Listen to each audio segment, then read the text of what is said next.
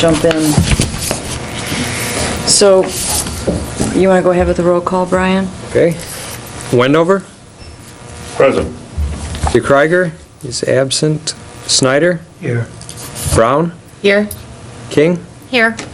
Dubravik? Taylor? Yeah. You do have a quorum. Okay, so I guess first up is we have to have an approval for the agenda for today. Does anybody have a motion to accept the agenda? I'll make a motion, we accept the agenda. Second. All in favor? Aye. Public comments, we don't have anyone right now in the audience, so unless there's any kind of correspondence at all, Brian? No public comments? No, the only correspondence would be related to the construction activity application. Okay. Has everyone had a chance to read over the October 8th minutes? And any changes? If not, does somebody want to make a I would motion? move that we accept the minutes, and I would like to add that I thought they were very complete, and so was the packet with follow-up and supplemental materials, and I'm very pleased when you get this stuff in advance. It helps us a lot here. Thank you, Brian. Doing a great job of that. I'll second the motion. Okay, all in favor? Aye. So we want to go ahead with the application. Brian says there is no one here to represent Right. property owner. You should each have a copy of the email that I received from Justin Palmer this morning indicating that they wouldn't have anyone present at tonight's meeting. We were able to ask him for some additional information that he hopefully would have been able to provide had he been here. I suppose I should start at the beginning, though. This is an application to construct a new handrail around the first-story front porch and along the steps leading up to the porch at 420 East Cass Street. The home is currently owned by Fannie Mae, and Mr. Justin Palmer was the applicant. He filed on behalf of Fannie Mae. Mr. Palmer represents MultiServe. They will be constructing the handrail if it's approved. MultiServe is out of Grand Rapids. And again, they weren't able to be here this evening. I'll show you some photographs of the property. This first one was taken by staff. And you can see the lower porch is the one that they'd like to construct the new railing for. The railing would also extend down that upper set of stairs, just the wooden set there. Just right to here. Yeah, the lower part is concrete stairs, and I believe that's served by an existing an iron handrail, and we wouldn't be doing anything with that at this point. All the rest of the photos were submitted by the applicant just to sort of give a sense of what it looks like now.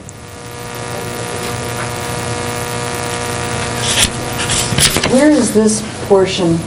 This photo is up on the second story porch, and they would be trying to match this handrail on the lower porch.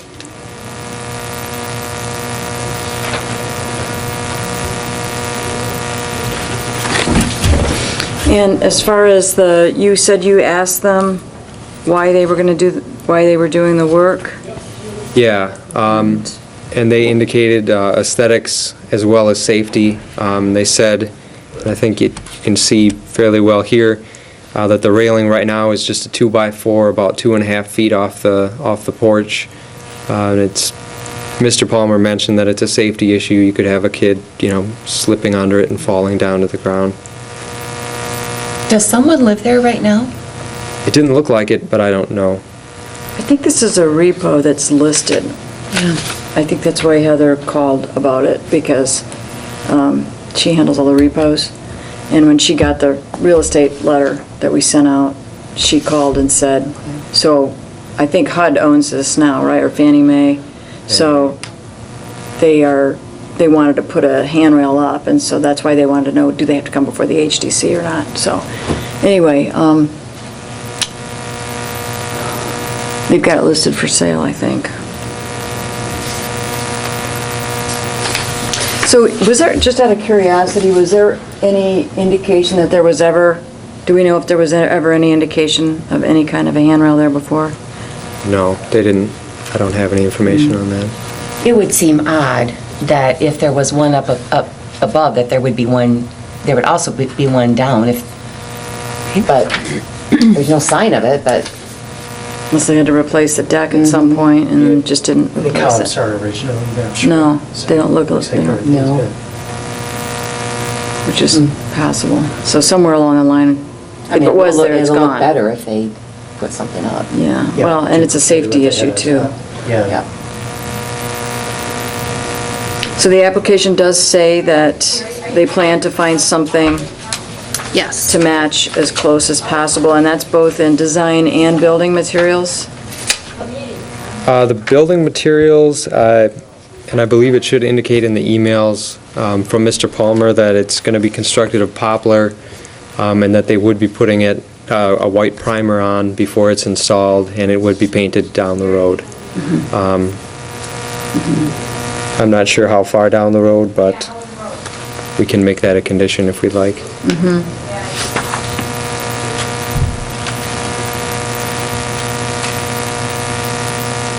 Okay.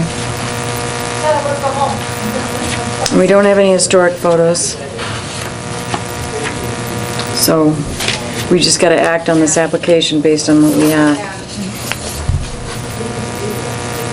Does anybody have any other questions or comments about I this? personally think it will be an improvement if they match the above and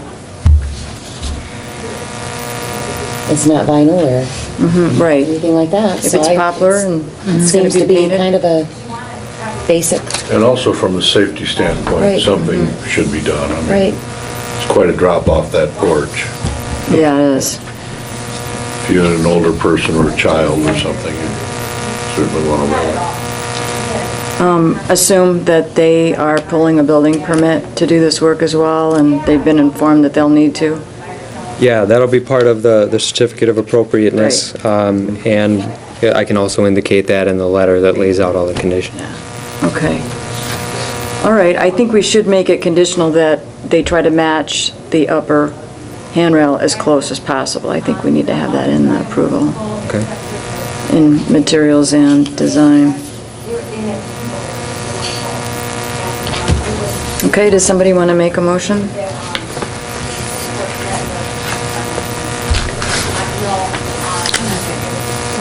I'll make a motion that we approve the applicant's application. Subject to the Subject to the condition, matching. matching the material and the design, As close as possible? as to the close as upper possible. Yeah. Handrail. I would support that. All in favor? Aye. And also about painting, maybe by next spring it should be. Yeah, I think that that's going to have to be a stipulation just in general of, because it's already in our design guidelines that it's supposed to be painted within a year, Well, so, it'll have a white primer on it correct. from the beginning, so. From the beginning it'll be white. Yeah, there's gonna be Oh, okay. It'll have a white Primer. primer before it's even put up. Right, so then they're just talking about a second coat so that they'll have to most put on likely once be it's in white place. also. Yep. But Okay. assume, but, So it should be painted within 1 year? yeah, I'd say per our design guidelines, Okay. because that's what we talked about with our other application that had handrails, Mr. Pearson's. Okay. Okay. All right, new business. We're going to talk a little bit about, and I guess I don't know whether this, there is actually a little bit of new business here with the violations and enforcement and with the ordinance, and we'd like to talk about this. This has just sort of come up today in discussions that Brian and I had, but before we get into the violations policy that we have discussed previously and what we've got proposed here, I want to mention that we do have a copy of our ordinance, and it's been handed out to you tonight. This may be the first time a lot of you have ever even seen our ordinance. It's something important for you to hang on to and to keep with your records and bring to our meetings when we need to so that we can refer to it. But our ordinance was adopted in 2006. And in 2008, the State Historic, and back then, in 2006, what the State Historic Preservation Office would do is they would provide sample ordinances to various communities and say, okay, here's what this community has done as far as an ordinance goes. You might want to do something similar to this. It was a little bit loose.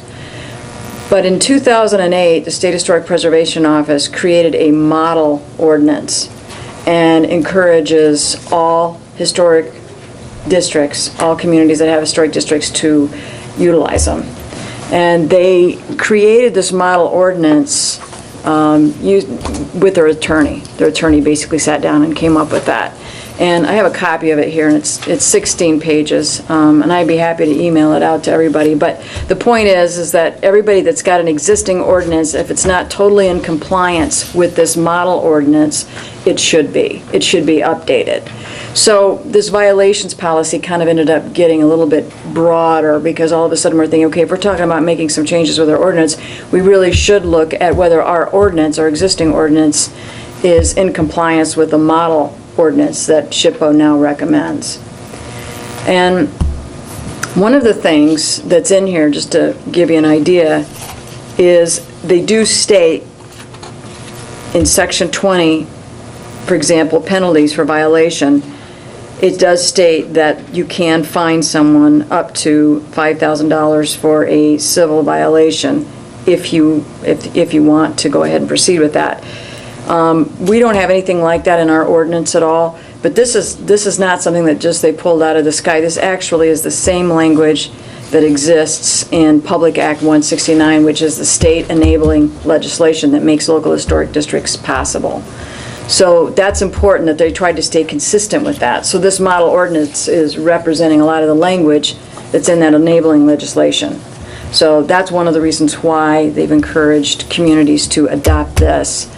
And there are probably a number of things that we don't have in our ordinance that we should consider modeling after this one.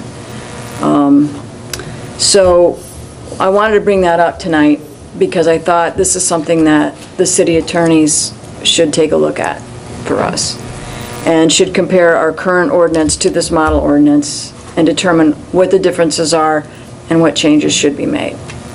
One of the reasons we want to do this is because if there was ever a situation where one of our applicants wanted to appeal a decision that was made by the HDC, this would become an issue if we don't have an ordinance that closely models after this model. So I think it would be a smart thing for us to do.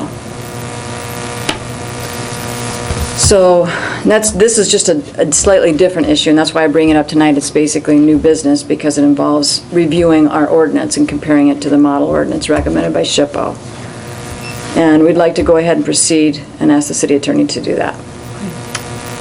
It ultimately would have to be approved by us, and it would have to be adopted by the city council to make any kind of changes, but I think we need to go ahead and start.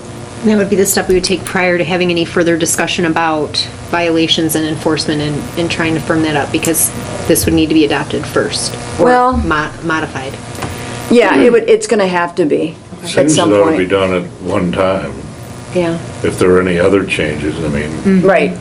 So, and if what this would be is the first time we're asking the city attorney to take a look at Correct. comparison, probably we ought to all take a look at it and compare agree. them. And What I'd like to do is send it to you all by email, what the model ordinance is. It is available on the State Historic Preservation Office website, and I'll send you the link to that, and you all can look at it, and then compare it to what we have if you'd like to look at the details of it. Sounds good. But we'd like to ask the city attorney to do the same, and then offer recommendations. Okay. I think we have a little flexibility here with our violations policy. I still think we can talk about it. So the one that Brian sent out on December 4th. So moving on to that, let's go ahead and address that now. That's moving down into old business. We'll kind of jump right into that. with this 5-step process that we currently have, I think we could talk about this a little bit, knowing that we may have to make changes in our ordinance. I think we could still adopt a policy here.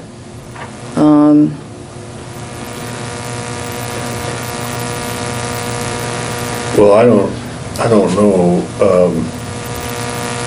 Madam Chair, whether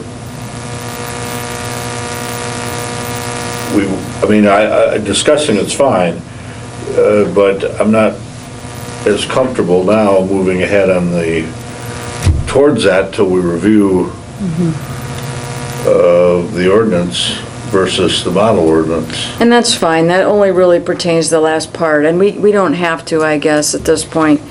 We can either do it pending the review of the ordinance, or we can just wait, but we could talk, if you'd like, tonight about any other suggestions or thoughts that you might have regarding the rest of the policy, and maybe not adopt it tonight. Sure. Yeah, I would be comfortable with that. Brian, do you want to go over this a little bit? Sure. Okay, so we're referring to the December 4th memo that was emailed out to everybody, and you all have a copy up there as well. Basically, this is the procedure that the city has followed for, Jerry said, many years in addressing violations of, say, zoning, blight, noise, things like that. And again, it's not an official policy, but it's just a procedure that we've been using. So the first step is that city staff, generally myself, will attempt to make contact via phone or in person. If we hear that someone's working on a project, say in the historic district, I'll go out and try to make contact with the property owner. And if we can do that either in person or via phone, we'll provide verbal notice of the violation and what they need to do to correct that. When it comes to historic district ordinance violation, they'll be directed to stop work until they make an application to the HDC. And whether contact has been made or not, we do send out a letter listing the violation and the necessary corrective measures. We'll give them an initial deadline that may be a week, it may be 2 weeks. In the case of a historic district ordinance violation, we'll issue the stop work order via the letter. And again, we'll direct the property owner to complete a construction activity application. Then following that, we would conduct a re-inspection following the deadline that we've given them. Go out and make sure that the violation has been corrected. If it hasn't, then we would send out a second letter ordering that the project be halted immediately again. Or if they haven't filed a construction activity application, we would give them a second deadline, usually 1 week from the time of the letter. And in both cases, the property owner is informed via the letter that the matter will be forwarded to the office of the Wexford County prosecuting attorney if they aren't compliant. Since I've been here, we haven't had to go past that point. But if we did, once that second deadline is reached, that's the point at which we would be contacting the prosecuting attorney for further action. And it would essentially be up to them as to whether or not they want to write another letter indicating that prosecution will occur on such and such a date if you haven't reached compliance, or they may decide to issue a citation without sending that initial letter from their office. But the issue that we're sort of running into is that at this point the historic district ordinance doesn't allow for the issuance of a citation. The ordinance does provide for essentially the city to sue a historic district property owner and force them to correct the work that they've done to return it to its previous state. But leading up to that point, we don't have a procedure to issue a citation for $50, $100. Fines, yeah.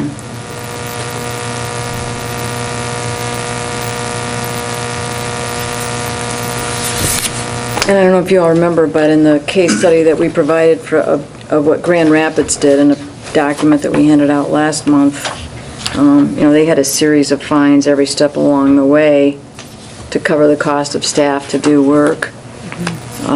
They started with a $100 fine, and then they increased it from there when the attorney became involved, and et cetera. So, I think it's something that we can think about doing when we review the ordinance and make sure it's included in there as far as the types of, the fact that we can issue citations and actually, what was the exact terminology on that? Was it just using the word citation? If we would change the Historic District Ordinance to indicate that a violation of the Historic District Ordinance is a municipal civil infraction, That's it. that would allow us to issue a civil fine of $50 for a first offense, up to $250 for a second offense, and up to $500 for a third or any subsequent offenses. And a violation is each separate day that the... You would issue one each day? You could. There is potential to do that. Generally, we wouldn't. We tend to be lenient. But there is potential for that. I don't think that would happen, to be honest, but it's in the ordinance that it's allowed for that. That was one of my questions in what you'd provided last time. We were talking about a $5,000 fine. And I got to thinking, boy, if that happened every day, we'd probably get some pretty quick response. Right. But I doubt you're going to do that. No, That's a public act, that's up to 5,000. Right. So That's the maximum that Yeah. would be fined, and the minimum is 50 to going, Well, we need to look at this in the perspective of similar enforcement actions which occur in the city, in the building department, or in those kinds of things, I think. I mean, we can't be outrageously more, there's no safety reason for us to be more heavy-handed. right? Okay? And so that was one of the questions. And then as we talked last time, or 2 meetings ago, and again on the application we had tonight, where it's Fannie Mae is actually the owner, are you going to cite Fannie Mae $500? It would be the property owner. Yeah, it's gotta be the property owner. I'd be interested to hear what the city attorney thought about how that would work out. I don't think you have a choice. That's the property owner. I think they're the ones that are ultimately responsible. I'm sure they have other properties in other Yeah. historical districts they've had. Oh, sure. Yeah. I'm just wondering how how that works out. Once again, the application we had was someone that is involved in the process, not the property owner. The same way that radio tower on the senior citizen project came to us from not the property owner, but from someone in the process. And I wonder how, as we begin to talk about filing an action against someone, how that's going to work out. Oh, I could see it, yeah, it could get, because he's with multi-serve and they might not Right. know what's going on. Because they're the managers Yeah. of the property. Right. Or Fannie Mae might not know what's Yeah. going on, Well, I would Well, think they that would be would a soon question for the enough. attorney. That's true. Suppose. Surprise! Right. You can see someone in Washington going, where's Cadillac? Yeah, right. I would think that would be a question for the attorneys, if we get to that point. I mean, that would have to be worked out per application. I think we I don't have know to how be we- very clear, and Dean, that was one of the things that Dean mentioned last time too. We have to be very clear that technically, from what we understand, Just interrupt for a moment, I'm gonna ask him to stop vacuuming so we can...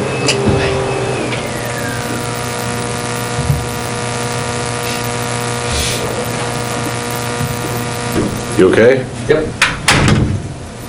So, Technically, we're dealing with the property owner under the ordinance.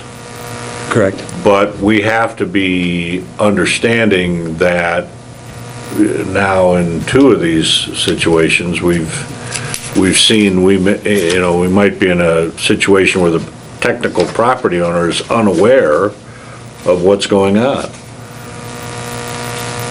I mean, Fannie Mae might not know anything about this particular building in Cadillac. Well, they That's right on would, the they would They receive would correspondence receive, prior yeah, to there's an it. address. Right, Yes. right. It does say right on the application that Fannie Mae is the owner, but that the applicant or representative is Justin Palmer of this multi-service company. So, I mean, they are stating that, I know, but if we're going to take action, we have to make sure that we would notify all parties Right, so involved. they both should Okay. be notified. Maybe even a tenant, for that matter. I mean, if it were a serious violation. We can make that part of the policy that on any enforcement letters from the very first one, we're notifying not only the owner, occupants. but the Representative potential also. representative. Right. Applicant representative. So, but going back to the fines that you were talking about that should be consistent with what else is going on in Cadillac, that is what we have here in this memo that you dated December 3rd, correct? I mean, on that Yes, second right. page, that is the way the $500, et cetera, Yeah. the $250, the 500 fines, this is the way Cadillac's codes currently read. Correct. So I think when we get ready to adopt our violations policy, we'll want to consider this possibly as something that we could use as a guide for our work. As well as, like what Ed was saying, as well as get information on the implementation of it through the other, through the other bodies. We were talking about like how regularly, like for building or zoning, like how regularly. this is. Yeah. That's a building. Right, but code. this is how it is on paper.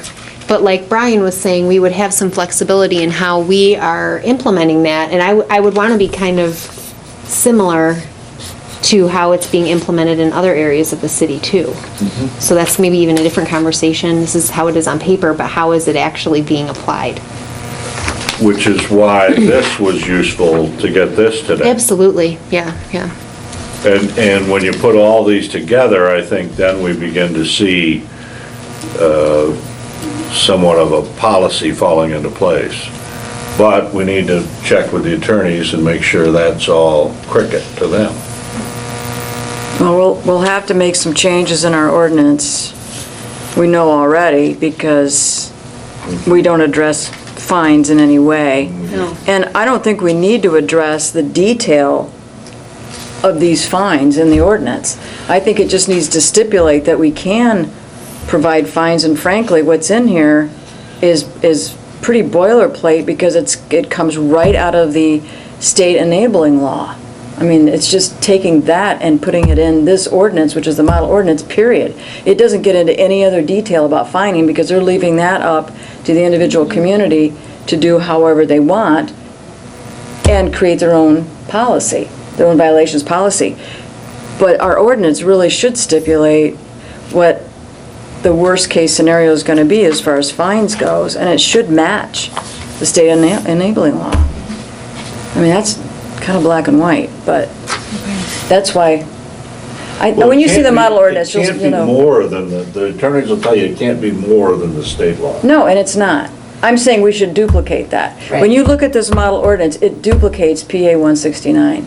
So Right, that's why but I'm it- saying, just doing that in our ordinance, I think we should be doing, we should be looking at that for sure to be done. But I'm trying to broaden it and say, I think we need to look at everything and make sure the whole thing is in compliance, but. Right, but as to the fines, I think they should be consistent with the similar ordinance enforcement fines in the city. And that might be something we ask the attorneys. Could we just put a boilerplate in that this is consistent to section 1-14 under penalty from the City of Cadillac codes? That way, if any time in the future the city changed their fines, this would be included. Yeah, Are you talking about in the ordinance now, or are you talking about in our policy? in the ordinance.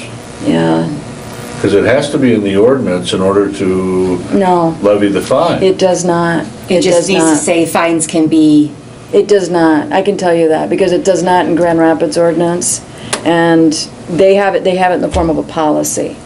It does not have to be that way in the ordinance. You do not have to, you have to state that you can do fines up to, but you don't have to get into the detail of when you're Oh, gonna right. fine them and how much you're gonna fine And how them. much. That's what I'm trying to No, no. say. So you don't have to get into that kind of detail, you just have to give them the maximum amount, which is 5,000, because that's all the state will allow. And then you create your own individual policy in your community. And that, we have all kinds of latitude.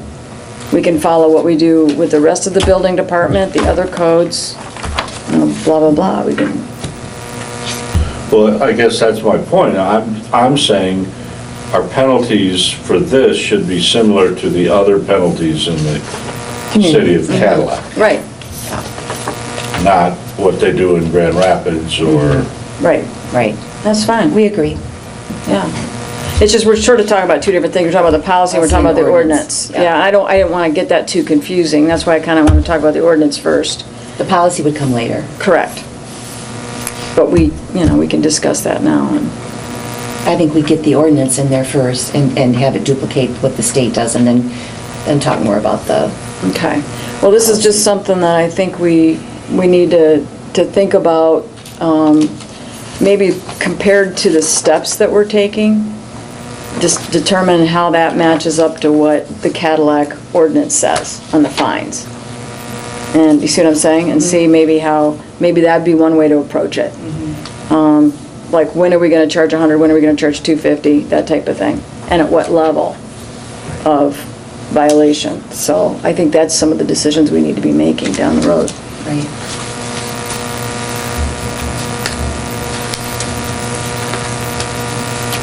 That makes sense? Yeah, makes sense.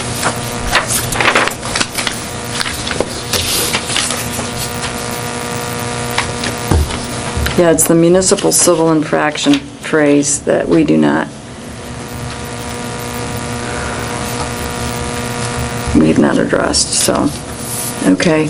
Well, I guess at this point then, it sounds like the city attorney has a copy of this model ordinance from SHPO, and they are gonna probably review this then. We haven't heard back from them yet, but, Correct. I think- And we'll take a look at it in-house, too. yeah.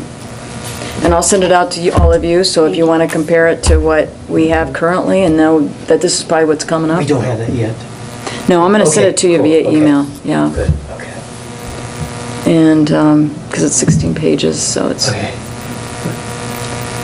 okay, well, I guess anybody got anything else that they want to add to this at this point?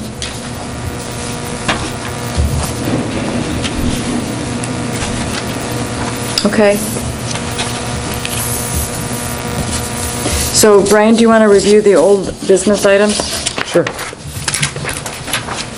Okay, so the first two, 111 South Simons and 401 East Terrace, these are just sort of being provided for your information. At some earlier meetings, the July 10th meeting for 111 South Simons and the August 14th meeting for 401 East Terrace, the HDC approved construction activity applications. And so I'm just providing some photos of the project, pretty much again for your information to take a look at. And in the case of 401 East Terrace, you can compare the photographs to to some of the conditions, I guess, of your approval that had been given in August. Whether or not you want to discuss these further is up to you.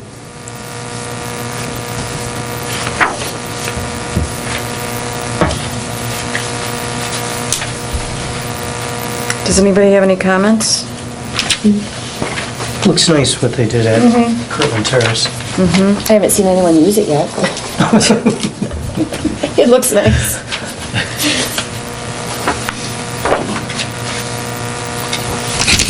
Okay, and the COA, does anybody have any comments about that? We have our final one in front of us here now. This is what the applicants are going to be receiving from us. We've added that work will commence within 1 year from the approval date listed below. That was number 8. And we also added number 7, all necessary permits will be secured prior to commencing work as well. So would those two be on every one of these COAs? Yes. Yeah. You're recommending that they would be? Yes. Yeah, they, if you look at section 12-178A of the Historic District Ordinance, it says failure to begin the work within 1 year following the issuance of a certificate of appropriateness Okay. or notice to proceed would essentially invalidate the COA. To begin? Isn't that a fairly long time to begin? It's what the ordinance says, the one we've got now.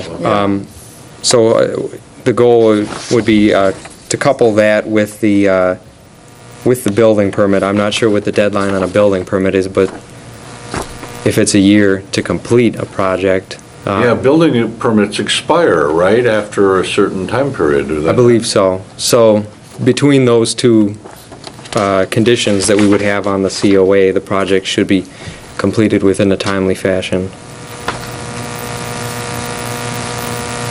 Could we get from you the timing on the building permits in a memo? Sure.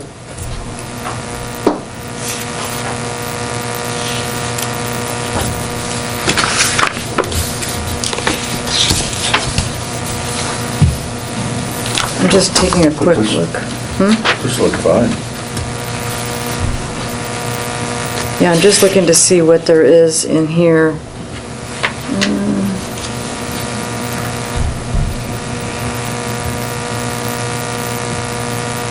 Well, I don't want to take a lot of our time here, but we need to look through this and see what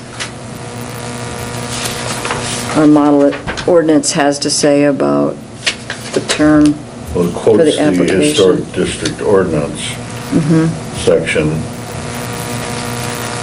Well, that's our ordinance. That's Right. not the model one. I was looking Oh, I through the see. model one, yeah. But I don't want to take the time right now because it's pretty lengthy, so, but we need to look that up too on the model ordinance because this is going to be something that we're going to need to have. It's going to have to be, reflected. Okay. So we'll continue to follow up with that, but otherwise I think that looks great. And it meets all the suggestions that we made in our last meeting, so I think we're done with that for now. Okay, so there aren't any other tabled items right now. We don't have anything else. Does anybody have any other comments?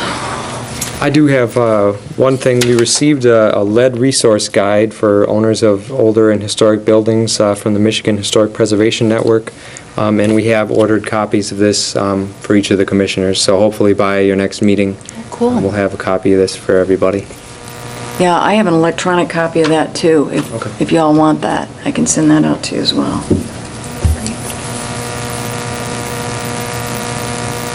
And that's a good thing to have for property owners. It gets into quite a bit of detail. It's actually written for property owners if they're going to do the work themselves, how to protect themselves and their family. Lead-based paint.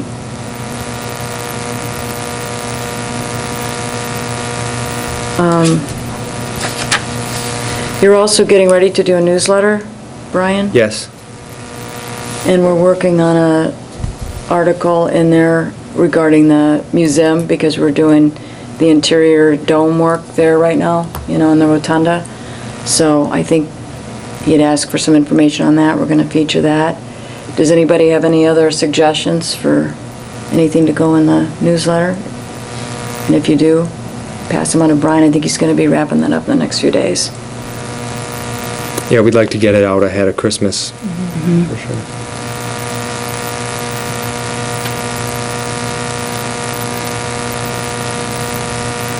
I wonder if, it seems like we usually do a year-end report, don't we? Of the applications that we had this year? I guess I don't know. Last year I wasn't I think we the staff did. liaison, but I can Yeah. definitely sit down I'm with just Jerry. wondering if we need to do that Okay. at the end of this year, just something that summarizes the applications that we had this year. as like a year-end report. Seems like I remember think Jerry Jerry did doing it. that, yeah. So maybe that's something that we should have done again this year. And include how many newsletters we got out, include our little open house.